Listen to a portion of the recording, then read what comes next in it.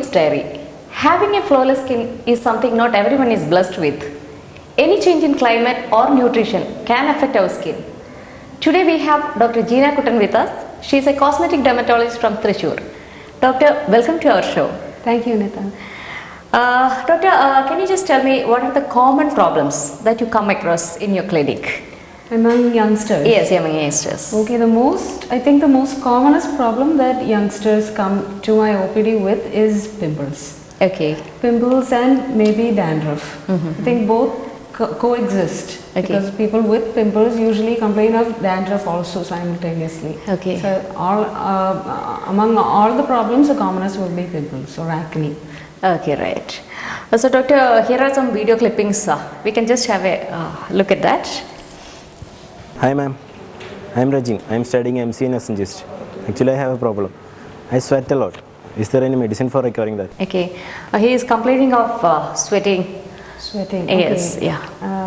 Sweating. So Yes. sweating, he hasn't exactly mentioned what type. I mean, where is it? Is it a generalized sweating, or is it confined to his palms and soles, or is it in his axilla, I mean the underarms? Okay. Because excessive sweating, it's also called hyperhidrosis. Okay. It is a very common problem among youngsters. And I think the most common problem, the most common type of excessive sweating that youngsters complain of is underarm sweat. Okay, right. And of course associated malodor. Okay, bad odor. Bad odor associated with excessive sweating. Okay. And another thing, another type of sweating is something that's confined to the palms and the soles. And when it occurs on the palms, especially in youngsters, it causes problems during their exams. I mean, some students actually say that they can't even hold their pencils or pens properly. They keep on slipping off from their fingers. Yes. And when it occurs on the soles, it causes bad odor of their shoes. Okay. Whenever they remove shoes, it causes a bad smell. Especially they have to wear socks also. Yeah, especially, and most youths use nylon socks. Okay, right, yeah. Okay, so when there is treatment for hyperhidrosis or excessive sweating, the most common treatment involves use of lotions. Okay. Which usually contains a chemical called aluminum chlorohydrate. Okay. That can be available, it's available as over-the-counter preparation, or you can get it as a prescription medication. Okay. And I think that's the most practical thing. There are other treatments for hyperhidrosis like surgery or oral tablets. Okay. In extreme cases, you can take oral medications, but that's not advisable because... So like before going to these surgeries, will you recommend this type of lotions or? Yeah, I think that's the most practical. The thing is, it's only temporary. It's not a permanent cure. Okay. I mean, a person who can apply it in the morning after his or her bath and go to college, it will maybe last till afternoon or evening. The effect will again, last. they may have to. Yeah, they'll have to reapply it after the evening bath also. So, will there be any side effects for these lotions? Usually no, but studies have found that it can cause blockage because these crystals of ammonium chloride can block the sweat pores. So theoretically it can, but in practice I don't think it really occurs. That's the most practical thing that a person can do. Okay. And another sweat which is normally produced from the sweat glands is odorless. Okay. Only when it gets secondarily infected with bacteria does it become foul smelling. Okay. So there are things that have to be done to prevent foul odor, and that is one, you should tell them to use only cotton clothes. Okay. Synthetic cloth can retain sweat on the skin, and thereby it can facilitate the growth of bacteria. Okay. Another thing is, bacteria grows when hair grows on that area. It grows, it multiplies in between the hair follicles. So underarm and pubic hair should be trimmed, always kept trimmed and clean. Okay. Because that also can facilitate growth of bacteria and secondary malodor. So doctor, we'll move on to the next question. My name is Sayuj Raghavan. I'm studying MCA in SNG's college. Nowadays we can see a general trend that youth are going for hair straightening and hair perming. My question is there any side effects regarding that? He's asking about a hair treatment, I believe. Okay. That is a trend nowadays among youngsters, to go for straightening. Anybody who wants curly hair wants straight hair. Those who have straight hair want curly hair. Okay. But all these procedures in actuality involve extremes of heat and of course application of chemicals. Okay. And if done improperly, Okay. it can cause damage. That means it is safe in proper hands. Yeah, it's safe in proper hands. Okay. And another thing is how frequent you do it, because the main damage occurs to the shaft of the hair. So when excessive heat and chemicals are applied to the shaft of the hair, they become brittle. The shaft becomes brittle and it gets prone to breakage. Okay. If done improperly, another thing is that the heat may be applied directly to the scalp. Okay. And that in turn can cause damage to the roots of the hair and sometimes even permanent damage to the roots of the hair and permanent hair loss. Okay. So if it's done once in a while, it's okay. And if done by a trained professional, then also it does it. But don't do it, very often. Okay. So another question is that I have heard this straightening and this kind of chemical treatment will lead to hair fall. Hair fall, usually no. Hair breakage is more common. It's more common. Yes. Okay. Okay, doctor. Let's see what our young friend has to say. Hi. Hello. I am Soumya, doing MCA. Most of the females suffering facial hair, and how to solve this facial hair, and what is the side effect of that facial removing? She has talked about the unwanted hair on the face. Yes. Okay. Facial hair. First of all, if you have facial hair, what the girl should do is go to a doctor, because it can be a result of a hormonal problem. Okay. So the most common thing that causes facial hair nowadays is polycystic ovarian syndrome. Okay. And there are also other conditions like adrenal disorders or pituitary disorders which can cause facial hair. So the underlying cause has to be found out. Because treatment of facial hair nowadays, you can do many things for facial hair. You can do temporary things like waxing or threading or using depilatory creams, but these are all only temporary. If you want a more permanent solution for your facial hair, you have to go to other procedures like electrolysis, and the trend nowadays is laser treatment. But laser treatment is costly. So before going on to any costly treatment, you have to first go and find out if there is any underlying cause, and that should be treated first. Another thing is that you have to ask whether she has any family history. Of whether facial her hair. mother or sisters or aunts have facial hair, because many cases may be hereditary.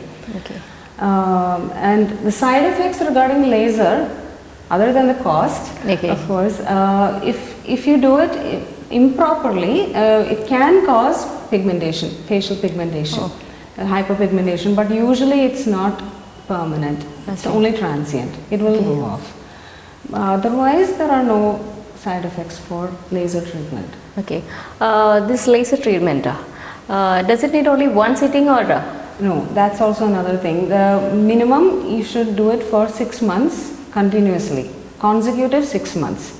And sometimes another thing is that laser treatment does not result in hair removal, complete hair removal. It will only cause a reduction in the hair. So it's actually a laser removal is actually a misnomer. You should use the term laser hair reduction, because that's what usually happens. And especially in cases with an underlying hormonal problem, this 6 sittings may not be enough. They may have to, continue further on. Doctor, you said consecutively for 6 months. In the 6 months, like how often? Once a month. Once a month. Usual treatment Once a is month once for in 4 to 6 weeks. After that again, do we have to go to a cosmetologist and check for the hair reduction, or can we stop with that? After 6 months. After 6 months. After 6 months, you have to go and check. You have to consult again. If the hair is coming up again, you may have to continue. Doctor, we'll go on to the next question. Hi ma'am. Hello. Good afternoon. Good afternoon. Ma'am, my name is Surya Supri. I'm an SH final year student and my specialization is electronics and communication. My age is 21. And you know what the girls, the youths, they are when going in the noon session and all, when they reach down, we can see lots of pimples in our faces and all. So there are lots of medicines available in the market, high cost like that. When we go to doctors, they'll prescribe that. But most of them, for most of the students, there'll be some bad effects for that. For the medicines? Yeah, for the You're medicines. right, yeah. So can you tell any other prescriptions and all which will not affect our body? Okay. Like that. She has asked about the pimples. Yes, yeah. She's asked mainly about the treatments which how to reduce the side effects. Side of the treatments. effects. Okay. So doctors usually prescribe creams and gels, as well as creams and gels first for Okay. pimples, and then when those don't work, they change on to systemic treatment or oral treatment. Okay. And creams and gels usually involve a group of chemicals called retinoids. Okay. That is usually the standard treatment which is given for pimples, and if not applied properly, it can cause initial irritation. Okay. So there are several things which you should remember when applying a retinoid. One is that it should be applied only as a very thin layer. Okay. And even when it's applied as a thin layer, it will cause a certain amount of irritation. That's called retinoid dermatitis. Okay. But usually if you continue the cream for a few weeks, the dermatitis subsides on its own. Okay. But still, if it's very intolerable, another thing you can do is apply the cream as a short contact. That is mainly for 1 or 2 hours, and then wash it off at bedtime.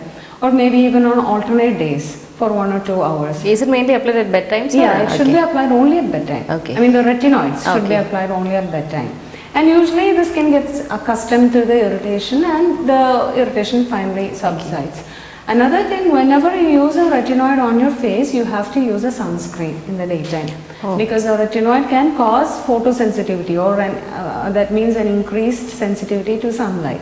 So it's a must that you should use a sunscreen in the daytime also. Okay. And there are other antibiotic creams and gels also which can be applied. Benzoyl peroxide, these are also another medicine. This is also another medicine which is given to apply topically for acne.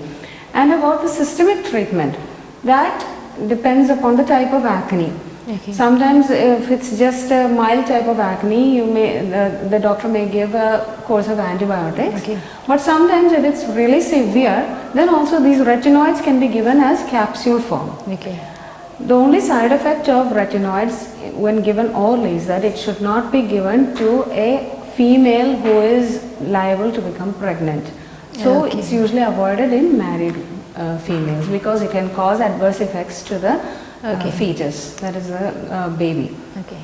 And similarly with retinoids, when taken orally also, these also can cause photosensitivity or reaction to the sunlight. So when taking retinoids orally, you should use a sunscreen in the daytime. Okay. Another common side effect of retinoids is a dryness or cracking of the lips. So for that you can use just a simple lip balm or Vaseline. Okay. Otherwise, there are no side effects. The main thing is about about giving retinoids in childbearing females. It should not be. Okay. This pimples can cause severe scars on the face. So how to overcome that, doctor? Yeah. Scarring, that's the major problem with pimples, because pimples, it's a frequent question, pimples will go off after a few years, so why should we treat pimples? The main thing is to prevent scarring. So for scarring there are several things which can be done. One thing that commonly youngsters do is break the pimples, squeeze pimples with their fingers. They have tendency to break they have a it, tendency to spend hours in front of the mirror squeezing their pimples. That will invariably result in scarring. So you should never bring your fingers to your face. Okay. And there are treatment modalities for scarring. There are several procedures like chemical peels, dermabrasion, microdermabrasion, and resurfacing lasers like erbium glass or erbium YAG or carbon dioxide lasers. These are all treatment modalities. And you can do simple surgical treatments also. There are different types of surgical procedures. Derma roller treatment, that's another thing which can be done for. There are several treatment options for acne scars. So it all has to be decided by Yeah, you have to go and see a qualified dermatologist and decide. And it takes time also. Oh, It takes a course of several months. Doctor, we will go on to the next question. Hi ma'am, I'm Remya. I'm doing my BTech. I'm final year student, but I'm 22 years old now. So today youth is very much concerned about their health on skin, hair and all. Yeah. So I would like to know about various treatments for dandruff. Is there any relation with our daily food habits? That is, we must include more fiber content food. What all are the precautions we must take to prevent dandruff? I think this is one of the commonest problems that almost everybody is facing. Dandruff, it's very common. Dandruff actually involves two processes. One is there will be an increased production of the cells. There's an increased rate of production of the cells of the scalp for some reason. That's because of an inherent nature of the person. And secondly, on top of this, there is an overgrowth of a fungus called Pityrosporum ovale. And it's the combination of these two mechanisms that causes the flaking and the itching associated with dandruff. But another thing is that dandruff may not, it's usually due to something called seborrheic dermatitis. But other skin conditions can also cause dandruff, like atopic dermatitis or psoriasis. These are all things that cause a similar clinical picture to seborrheic dermatitis. Seborrheic dermatitis is the most common cause. So the first thing, you should go and see a doctor to determine what the cause of your dandruff is. And if it is seborrheic dermatitis, like I said, you should use a medicine that addresses both of the problems, that is the increased production of the cells as well as the fungus. So ideally you should use a shampoo which contains coal tar. Coal tar is a medicine which controls the increased overproliferation of the skin cells. And or salicylic acid. This also controls the overproduction of the skin cells. And along with that, the shampoo must also include an antifungal, which may be ketoconazole, selenium sulfide, zinc pyrithione, cyclopyrox. These are all antifungals. Another thing is that usually what patients say is that doctor, ഞാൻ ഈ shampoo ഉപയോഗിച്ചു ഒരു മാസം ഉപയോഗിച്ചിട്ടും dandruff പോയില്ല. That will never happen. Dandruff can only be controlled. It cannot be totally eradicated. There is no cure for dandruff. Just like a person needs to continue medicines for diabetes or hypertension, the shampoo for dandruff should be used at least twice a week continuously, because you can only keep it under control. That's a common mistake that youngsters make when taking treatment for dandruff. Doctor, we have a mail. I'm a 19-year-old engineering student. When I go to college, I usually don't get enough time to change my napkins, so that it causes itching at my genital area. So what should I do?